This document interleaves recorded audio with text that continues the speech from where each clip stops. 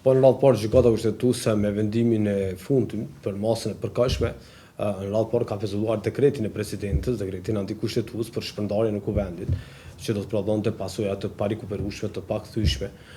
dhe që do të cënonte natyrisht edhe të drejtat në rastin konkret të deputetëve të zgjedhur drejt për drejt nga populli, por edhe do të paksonte, do të thoya unë, edhe të drejtat e vet të institucioneve publike qendrore. Natyrisht ka qenë domosdoshme për të dërguar kërkesë edhe qeveria për një tjetër çështje, për dekretin e presidentës së Republikës, sepse dekreti ka cënuar ose ka prekur ose ka kufizuar edhe fushëvitarinë e qeverisë. Mbi bazën e dekretit antikushtetues të presidentës së Republikës së Kosovës, në atë mëngjesin e hershëm të ditës së 6 marsit, në fakt kuvendi i Kosovës nuk ekzistonte, qeveria e zgjedhur ishte shndruar pa prit mas në qeverinë e detyrë dhe deputetët nuk e dinin se janë apo jo deputet. Natyrisht është dërguar edhe nga deputetët, është dërguar edhe nga qeveria si palë autorizuar për të adresuar çështjen në gjykatën kushtetuese dhe paraprakisht një ditë më parë në mbrëmje është dërguar një kërkesë tjetër nga ana e kryetares së Kuvendit të Republikës së Kosovës, e mbështetur nga një numër i caktuar i deputetëve të grupit tonë parlamentar, për të kërkuar vlerësim të kushtetueshmërisë së sjelljes së deputetëve në rastin konkret të opozitës, duke mos marrë pjesë në seancë dhe në procesin e zgjedhjes së presidentit të Republikës. Natyrisht nisën nga disa gjykime që tashmë kanë nxjerrë gjykata kushtetuese mbi atë që e konsideron gjykata si një detyrim i deputetit për të marrë pjesë në punimet e Kuvendit Kosovës dhe natyrisht duke shprehur qëndrimin nëpërmjet votës, qoftë duke votuar për, kundër apo abstenim. Aktualisht në gjykatën kushtetuese janë 3 kërkesa për 2 raste, dhe që mbi bazën e masës së përkohshme deri në datën 31 mars, ne presim në fund të kësaj periudhe të këtij muaji një vendim meritor të gjykatës kushtetuese dhe presim natyrisht të konfirmojë pretendimet tona se dekreti i presidentës së Republikës Kosovës për të shtronar kuvendin ishte në kundërshtim të plot me Kushtetutën e Republikës. Fatkeqësisht, domethënë, e ka cënuar funksionimin e kuvendit dhe ka kufizuar, do të thonë, edhe funksionimin e kuvendit gjatë kësaj periudhe. Mendoj që ka pasur hapësirë për një vlerësim tjetër nga ana e gjykatës kushtetuese për të lënë mundësinë Kuvendit të Kosovës që megjithatë të trajtojë çështje të tjera, siç janë projekt ligjet eventuale, e mbi gjitha disa marrëveshje të rëndësishme ndërkombëtare, të cilat ishin paralajmëruar për të proceduar për ratifikim në kuvend, dhe që bëhet fjalë për mbi 120 milionë euro interes financiar apo përfitim financiar për shtetin e Kosovës. Padyshim që opozita nuk ka pasur as vullnet dhe as interes e as interesim për të tejkaluar këtë përgjegjësi të Kuvendit të Kosovës dhe për të zgjedhur presidentin e Republikës. Është tashmë e qartë, e dukshme që opozita ka pasur një plan tjetër të veprimit me objektiva të qarta për ta dërguar vendin sërish në zgjedhje të parakohshme, pashka se ne kemi dalur së fundmi nga një proces zgjedhor, e madje do të unë kemi pasur disa procese zgjedhore në një periudhë të shkurtër. Populli i Kosovës dhe Kosova nuk ka pasur nevojë për një proces të ri zgjedhor, ka pasur nevojë që të zgjedhë presidentin e Republikës dhe kësaj të ecë përpara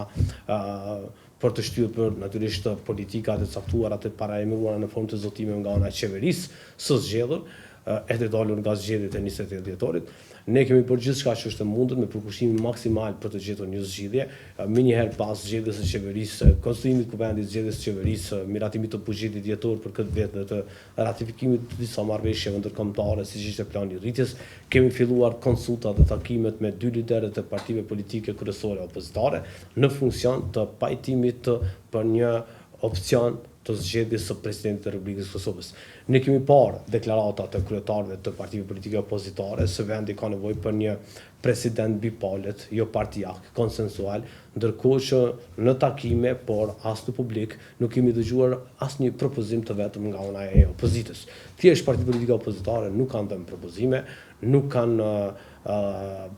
mbështetur natyrisht kandidaturat, nuk janë pajtuar për asnjë kandidat konsensual dhe së fundmi natyrisht jemi në rrethonën në cilën jemi. Ne kemi pritur madje deri disa orë para le të themi thirrjes së seancës në natën e 5 marsit, gjithmonë për të pritur një propozim nga ana e opozitës dhe për ta shqyrtuar dhe për të ecur përpara. ndërkohë që jo keni parë, domethënë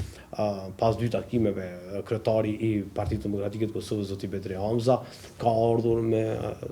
të ashtu quajtën ofertë për çfarë ka qenë kërkesë që presidenti i Republikës do të jetë propozimi PDK-s kundër kandidati i tij apo i saj duhet të jetë propozimi PDK-s. Lëviza vendosje duhet t'i jap 8 nënshkrime kandidatit të parë dhe 30 nënshkrime kandidatit të dytë dhe së fundi duhet t'i jap edhe votat në kuvend pa i ditur emrat. Unë edhe sot e kësaj dite nuk i di se cilët janë 2 emrat që i ka pasur në mendje PDK për t'i propozuar në sans. Por kjo nuk është ofertë për të bërë zgjidhje. Në fakt është kërkesë për të pamundsuar edhe marrëveshjen, edhe takordimin, edhe le të themi koordinimin për të ecur tutje. Nuk mund të befasohen deputetët në seancë me emra partijak që më shumë në fakt pamundsojnë zgjedhjen e tyre ose të saj se sa që janë në funksion të zgjidhjes së çështjes dhe të zgjedhjes së presidentit të Republikës. Edhe LDK si parti politike, megjithëse në vazhdimisht ka thënë që ne jemi për një kandidat konsensual, ka thënë që kemi pafund emra që mund ta përmbushnin detyrën e presidentit të Republikës, ne nuk kemi dëgjuar asnjë propozim, asnjë kandidat të tyre, dhe madje do të thoya unë se edhe PDK dhe LDK ja kanë përbërë qytetarit të Republikës Kosovës për t'i treguar se kush ose cilat janë elementet tiparet, cili është emri në pikpamjen e tyre të një presidenti konsensual. Në fund të fundit, sepse kjo çështje nuk është mbyllur as në aspektin kushtetues në aktualitet, por nuk është mbyllur as në perspektivë, sepse në cilin do verzion, edhe nëse shkojmë në zgjedhje në momentin e caktuar, ne do të vim prapë në të njëjtën situatë, sepse presidenti duhet të zgjidhet dhe prandaj domethënë është shumë rëndësi ta qartësoj pozicionin opozita në funksion të zgjidhjes dhe të zgjedhjes së presidentit. Në anën tjetër, kuptohet nëse me çdo veprim të tyre duan të shkaktojnë zgjedhje të parakohshme, pastaj le dalin para qytetarëve dhe të thonë këtë gjë. Po Kosova nuk ka pasur nevojë për një palë zgjedhje të reja. Domethënë, ne kemi pasur zgjedhje e shkurtit të vitit kaluar, pastaj kemi pasur 2 palë zgjedhje praktikisht lokale me të 2 raundet, pastaj kemi pasur zgjedhjet e 20 dhjetorit. Ne kemi pasur praktikisht 4 palë zgjedhje në një periudhë prej 12 muajsh, le të themi. 2 palë parlamentare dhe 1 palë lokale bashkë me 2 raundet në disa komuna. Kosova nuk ka pasur nevojë për zgjedhje. Tash se kujt i konvenojnë, duket që strategjia e veprimit të opozitës është për të angazhuar politikisht siç bëjnë zaten partitë politike të tipike për të bindur qytetarët që për t'i votuar ato, por kanë një qasje që karakterizohet nga negacioni. Domethënë, ata duan thjesht të besojnë që është më rëndësishme të shkohet në zgjedhje me shpresë se zvoglohet sadopak lëviza vendosje, jo pse rriten ata domosdoshmërisht. Domethënë, ata nuk besojnë që ka mundësi që të fitojnë zgjedhjet dhe nuk hyjnë as nuk shkojnë në zgjedhje për të fituar, por thjesht shkojnë në zgjedhje me shpresë se vendosja do psohet sadopak. Domethënë, gjithçka është në funksion të pamundësimit të qeverisjes së vendosjes, jo në funksion të ofrimit të një alternative të tyre për të fituar dhe për të qeverisur. Domethënë, kjo është e dëmshme, kjo është parë edhe vitin e kaluar. Unë kam besuar që pas zgjedhjeve të 20 dhjetorit, opozita ka reflektuar edhe ka parë që ka bërë gabim, domethënë, me ato bllokadat e vitit kaluar, kur e bllokoi konstruimin e kuvendit, zgjedhjen e kryetares së kuvendit dhe pastaj pamundësi qeverinë Kurti dhe qeverinë Konjufsa. Madje nuk e votoi buxhetin e shtetit të Kosovës gjatë vitit kaluar, por që duket që opozita ka ndryshuar vetëm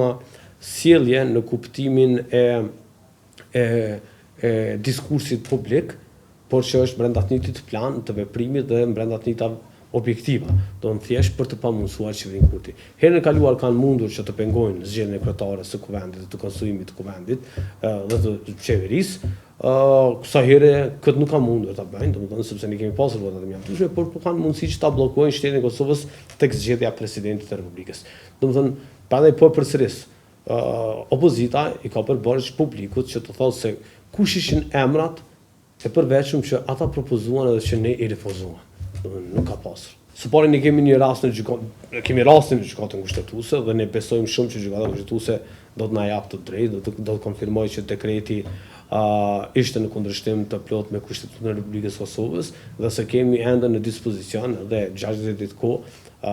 për të përpjekur dhe për të angazhuar për ta zgjedhur presidentin e Republikës. Ne nuk konsiderojmë se gjithçka është mbyllur, ende ekziston mundësia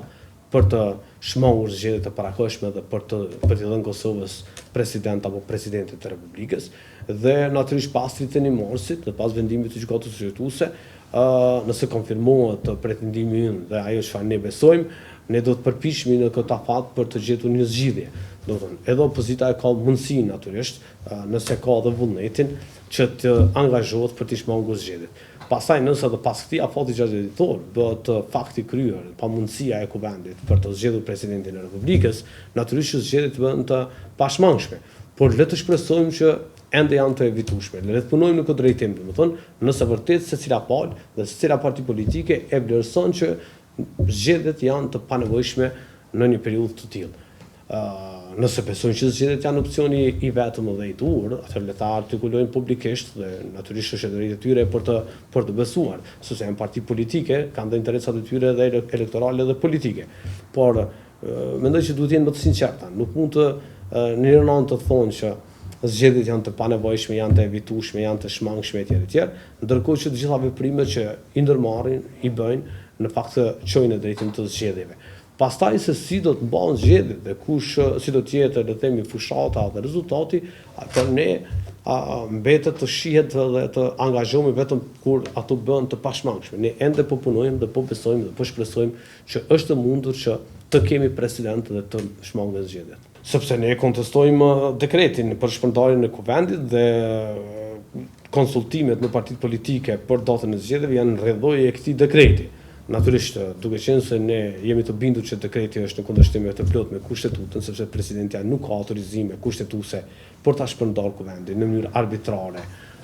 Dhe Kushtetuta është shumë e qartë për rrethonat kushtetuese se kur shpërndahet kuvendi. Ne besojmë që presidentja ka uzurpuar kompetencat e kuvendit dhe ka cënuar endin tonë kushtetues, pa shembull për një president të Republikës, sepse presidenti ka për përgjegjësi kushtetuese të garantoj funksionimin kushtetues të institucioneve. Ndërkohë ky dekret e bën ose le të themi nënkupton të kundërtën e përgjegjësisë së presidentit. Ndërkohë që edhe takimet, konsultimet ishin rrjedhoi veprim antikushtetues, rrjedhoi një dekreti antikushtetues, por edhe